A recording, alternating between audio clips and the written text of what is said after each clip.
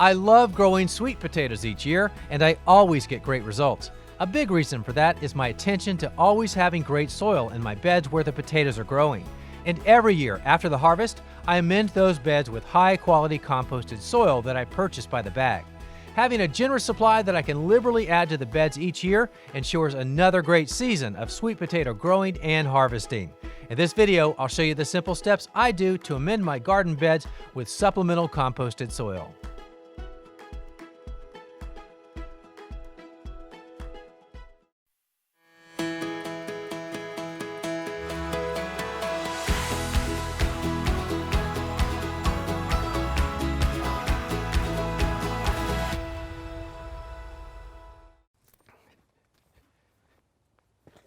Now, there is one more important step that I always do. I consider it mandatory, but it really makes a difference with sweet potatoes and really everything that you grow.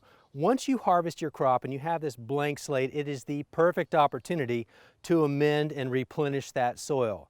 So you're looking for soil that drains well but holds moisture and has lots of organic matter in it. And I do that with this composted soil product. It's called Soil Cubed, but I'm just adding about 2 inches across the top and smoothing it out. I'm not even turning it in. Mother Nature does that, and the worms and everything else in there is bringing it down and mixing it all together. But when you are improving your soil at this time of year, everything has a chance to kind of get acquainted and get to know each other and be very productive, whether you're putting in a cover crop or just adding a 2-inch layer of mulch or planting your next crop. But it is a huge reason why I have a productive sweet potato crop, and if you make sure to do this one extra step, you will too.